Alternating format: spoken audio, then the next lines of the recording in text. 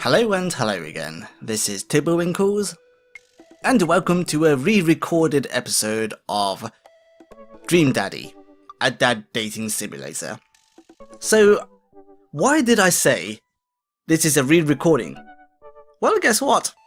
I did about a half an hour recording of this and realised I did not turn on my microphone, so I was talking to myself for a solid 30 minutes. Unfortunately, this episode may sound a bit bland, or maybe the voice acting may sound a bit better, but let's just see how it goes, really. Joseph probably wants his plate back. I think we get a ton of good neighbour points if we bring this back. We're gonna be the best neighbours in this whole cul-de-sac. We're gonna kick all the other neighbours' butts. With kindness. Amanda and I step outside. Oh. Shoot, I'm actually not sure which house this is. I'd hazard a guess. It's the big one with all the well-groomed blonde children sitting in the yard. Good eye, kid. And remember, we need to make a positive first impression here. Keep it light.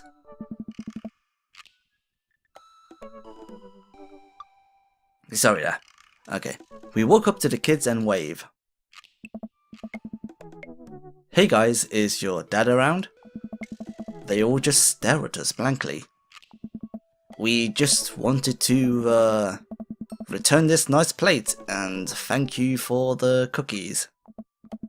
Geez, these definitely are Joseph's kids. They all look exactly like him. They were really good.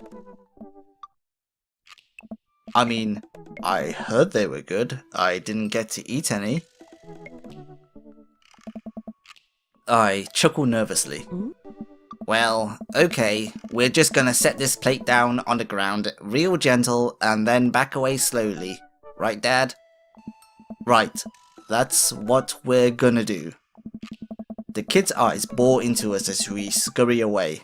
I can feel their gaze on my back even as we approach our house. Huh. I need something to get my mind off those carbon copy kids. I need to rest my eyes. You've been awake for, what, 3 hours? And that's 3 hours too many. Always check the card reader at ATMs before you swipe. As we're walking home, I hear heavy footsteps come up behind us. Daddy, bro! Hey! I turn around and am greeted by a familiar face jogging up to us. Craig? Oh. Bro! Holy, wow, I haven't seen Craig in forever. It's been too long, dude. Yeah, wow, you look great. Bro! Ha, yeah, I cleaned up my act. Cleaned up his act? Are you kidding me? He's ripped. Amanda, this is my friend Craig. We went to college together. We were roommates for a while too. Amanda, dude, you probably don't remember me, but you're so big now. Hello, and hello, cute baby. Ah, thank you. The last time I saw you, I think you were about her size. This is River. Say hi, River. He picks up her tiny wrist and waves it around. River gurgles happily. Are you babysitting? Oh. Nah, dude, River's my kid. Man, it has been a long time. Feels like 1 minute we're rolling up to exams with bad hangovers, and the next we're both fathers. Where you been, man? I was working out in California and just relocated the business back to Maple Bay. No kidding, Amanda and I just moved to this side of town. How's, Smashley doing? Oh, man. I mean, Ashley. Ashley's her name. Huh. She actually still goes by Smashley, and, we got divorced last year. Oh, dude, I'm so sorry. It's old news. We take turns taking care of River and the twins. It's all copacetic. Copacetic? Yep, that's right. Twins? You have 3 kids? Ain't life something, bro, right? Cakestand Craig is a father of 3. Cakestand Craig? Oh. Oh, haha. Yeah, it was my old college nickname. He got it because he did a lot of cake stands. It's that thing where you do a headstand on a keg and then drink from the keg. Oh. Right. He was very good at it. Bro, I hate to be that guy, but I'm in the middle of my daily jog, and I really gotta keep up my heart rate. Brought River along for, resistance training. You jog daily? I jog yearly. On January the 1st, when I promised myself that I'm gonna jog daily for the rest of the year, but gave up after 30 minutes and just walked home. Well, it's never too late to get back into it, dude. You should join me sometime. Ha, I don't know. Hey! Come on, it'll be fun. Could grab breakfast afterwards. Catch up. We could do a bro brunch like sorry, let me do that again. We could do a bro brunch like the good old days. Alright, sure. Sounds great. Great, let's get that going soon. I better get moving. Good to see you guys. Craig gives a little wave, puts his earbuds back in, and jogs off. I can't believe Craig is ripped and has kids. I'm reeling.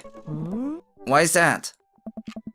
The Craig I knew is not fit to be responsible for any living thing, including and especially himself. One time I watched him drink an entire jar of marinara sauce for dinner. Amanda, he opened up a new jar of marinara sauce and then he drank it like it was a thing that normal people do. It was unholy.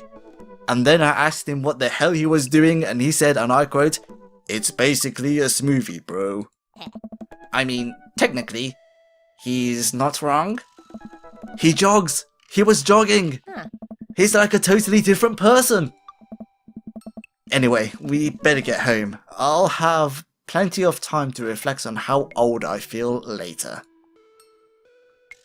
The extended Amanda and I flop down onto the couch. Amanda has to shove some empty boxes out of the way before she can sit. Too bad we're gonna be putting my stuff right back into these boxes in a few months. No, don't say that. Dad, it's gonna be okay. I'll be fine. I know. It's just, you're my little girl. It's gonna be weird not having you around. I'll come visit, and I'll text you every day, and I'll take lots of pictures. I mean, obviously, I'm a photography major. You promise? Of course. Are you gonna be okay by your lonesome? Oh, come on, I'll be fine. I'll get a dog or something. Yeah. A dog! Forget art school, I'll stay for the dog. Is that what it's gonna take? Medium-sized dog, handkerchief around the neck, I'll get to name it. That's what it'll cost for me to give up all my dreams. I'm a woman of simple wants and needs.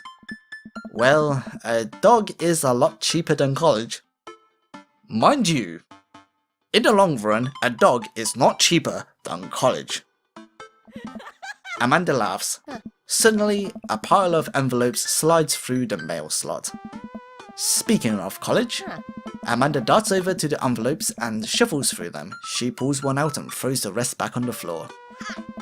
It's from the McGowan College of Art and Design. Open it. But I'm scared. It's just an envelope.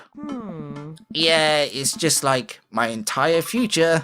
Not a big deal. She takes a deep breath and rips the letter open with her teeth. We have a letter opener, but okay. I hold my breath while Amanda's eyes dart back and forth, scanning the letter. What does it say? The admissions committee has reviewed your application, blah blah, Her face drops. Regret to inform you that we are unable to offer you admission to McGowan College of Art and Design. Amanda throws the letter on the coffee table. Oh, sweetie. It's okay, I kinda saw it coming. I knew I shouldn't have put that experimental stuff in my portfolio. The admissions officer told me they just want to see portraits or whatever. I pull Amanda in for a big hug. You're an amazing photographer. I know how much work you put into your portfolio. Some of the school is gonna want to snatch you up for sure. Yeah, I know, it's fine. Are you actually fine, or are you just saying that? I'm fine, really. Her face says the opposite, but I probably shouldn't push her on this. Oh, and before I forget, Emma R and Emma P are sleeping over tonight. So you need me out of the way because I'm painfully uncool. I would choose more delicate phrasing, but yes.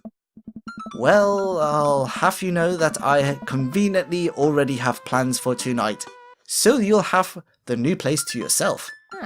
Yeah? What are your plans? Quick, think of plans. You know what? I am secretly the mayor of this town. I've already done that, so this is where we're going to go to different locations. I'm going clubbing! Not that I actually club myself. I don't think I've ever went to a single club. No wait, I actually have, and that was on university. Okay, that aside, I am going clubbing. I'm gonna put on a nice outfit and go tear it up on the dance floor. All the hottest dance moves. The lawnmower, the sprinkler, the running man. You know, the ones all the kids these days are doing. Alright, but I'm not gonna pick you up if you pull anything this time. Not again. I'm just kidding. I'm actually going to go to bed. Go to bed. I'm wiped. Have fun with the Emmas. We'll try to keep it down. I know you're not going to, but I appreciate you saying that. And don't forget you have that meeting with my English teacher tomorrow. Oh right, Mr. Vega. Yep, totally remembered. I'll be there. Awesome. Night, Pops. Okay then. I completely skipped.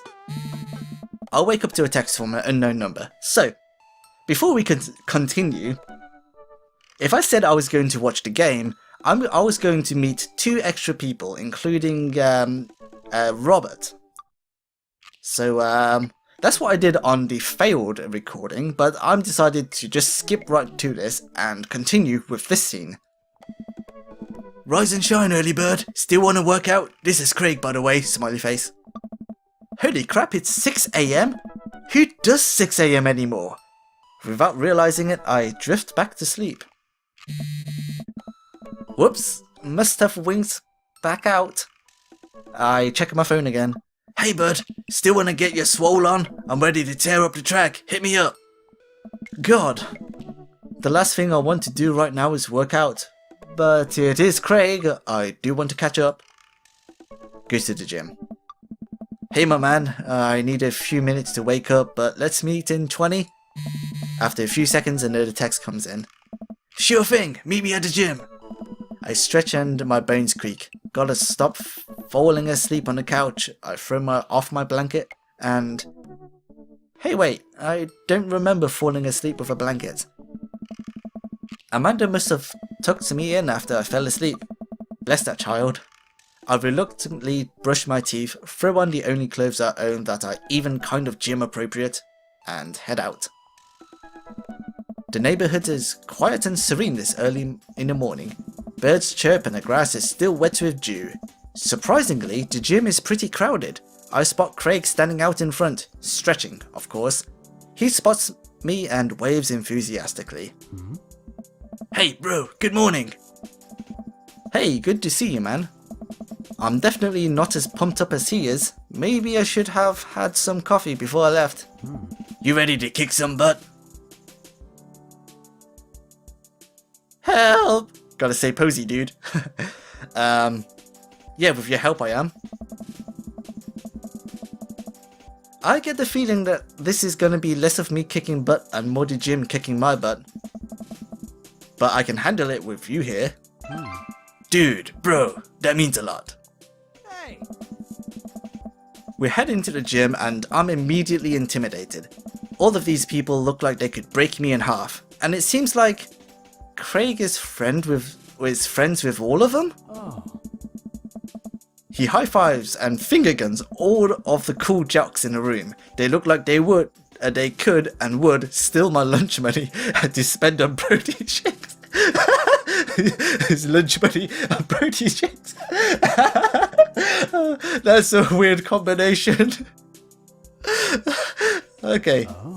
Come on, bud, let's warm up. We head over to the treadmills and start walking. Okay, I can walk. Walking is good. This is a decent place to be walking. So, I know we're on treadmills. Yes. And those over there are ellipticals. Very good. What is this? What is all this other stuff? Craig laughs. They might look a little scary, but I guarantee that all of them serve a specific purpose for building muscle mass.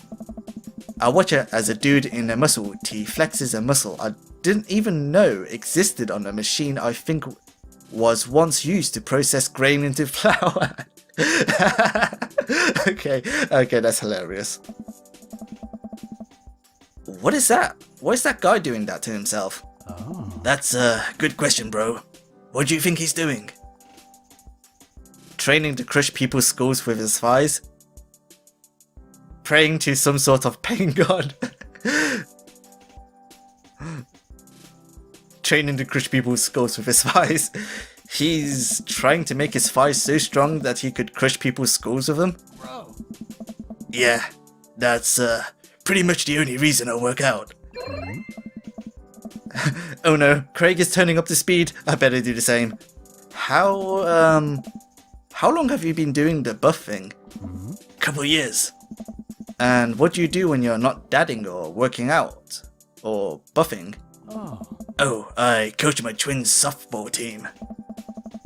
That still counts as both dadding and buffing. I keep busy. What do you do for fun? I try to live my life as close to a Jimmy Buffett song as possible. I check out my hotbod. I love learning. I try to educate myself about the world around me. I'm like a sponge for knowledge, soaking up all that intellectual content. You know, history, the paranormal, wilderness survival, aliens, mostly those things. So, you watch the History Channel too, huh? Yes. We're jogging now. Oh god, we're jogging now. I look over to Craig, who hasn't even broken a sweat. How is he doing this so effortlessly? I'm dying. I can feel my life force draining through every orifice of my body. Hey, remember when my fish died in college? No, I don't like this story. Oh my god, is he really bumping up the speed again? I guess I better do it too. Oh, this is fast. This is very fast.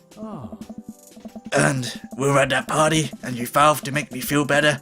You tell me to create a distraction, so of course I do a sick kickstand and get everyone cheering. And then I try to steal a fish from a fish tank at a party with my bare hands, like an idiot. Nice. And then you drop the fish and it's flopping around and you panic, so you run up to me post-keg with a dying dirty fish in your hands that you scooped off the ground, and you're yelling at me that we have to leave. So we're running out of a frat party with a fish and trying to give it mouth-to-mouth resuscitation, and then we get him home and get him to a bowl of water, but the prognosis was grim. And the next day he is alive and well. Hey. They never did catch the great fish thieves of Grand Ridge U. And they never will. I shoot off the end of the treadmill and crash into the wall. Jesus, that hurts. Hey. Dude, bro, are you okay? Craig offers me a hand and looks me over for injuries. I'm fantastic. One moment. All that hyperventilation and huffing has given me a light head. Whew, okay, one moment. I have never drank so much water in live commentary as I ever had was recording Dream Daddy. Well, anyway, let's continue. I managed to stand up and rub my back. Doesn't hurt now, but I'm sure it will later. Hi. You don't have to push yourself like that. Always know your limits. Well, I think I might call our gym adventure here. You sure? Yeah. Alright, well, here, I brought you this. Craig hands me a shaker bottle full of thick green liquid. I stare at it with what must be apparent distaste. It's protein shake, bro. Oh, thank you. He wants me to drink it. Oh boy, here goes. I take a small sip. It's actually delicious. Wow, this is really good. Hey. And good for you. It's my special recipe. I'm pretty proud of it. Hey. Let me know if you ever want to work out again. Maybe we can try running around the neighborhood if treadmills aren't your speed. No pun intended, bro. Good one.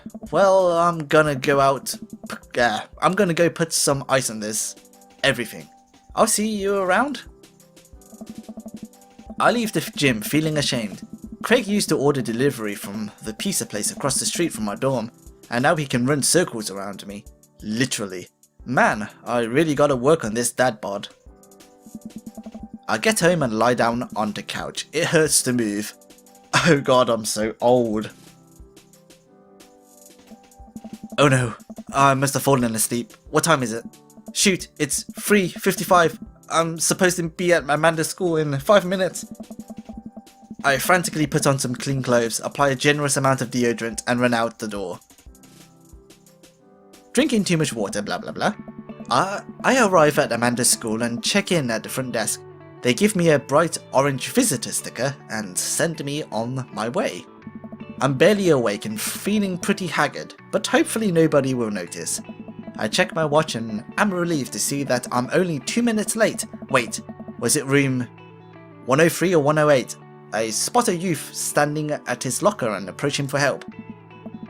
Excuse me, do you know where Mr. Vega's classroom is? The youth turns around and looks me up and down with heavily lined eyes. Come on kid, I'm late for a meeting. Mr. Who? Mr. Vega. I don't know. Have you tried the exit? Okay, wise guy. Are you gonna help me or not? Fine. Up those stairs and to the left. Can't miss him. I head up the stairs and walk around, unable to find Mr. Vega's class anywhere. After a couple of minutes of searching, I head back downstairs. That punk youth sent me on a wild goose chase. I get back to where that low-rent Gerard Way is standing, fully ready to give him a piece of my mind. Then suddenly a head pops out of the classroom next to his locker. Lucian, don't you have a third period to get to? Fine, Mr. Vega. Wow. Wow. Now I'm officially 10 minutes late. I glare at him as he walks away.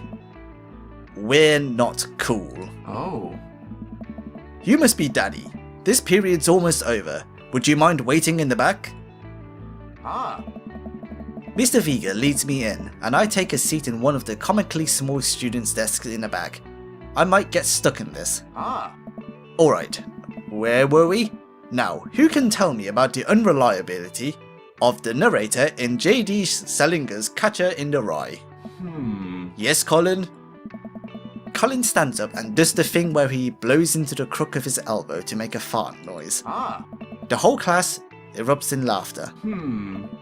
Alright everybody. Very funny, Colin. Please sit down. Oh. Now, Holden Caulfield is an unreliable narrator in the sense that the bell for the end of the period rings. All of the students immediately get up and make a break for the door. And this is where I will end. So I literally skipped Robert, had some good old bro sciencing with, who was it, Craig? And now we have met Vega, this really dapper looking gentleman. But until then, thank you very much for watching. If I did a good job, give us a thumbs up. Any thoughts, please leave them in the comment section down below. And I hope to see you in our next adventure.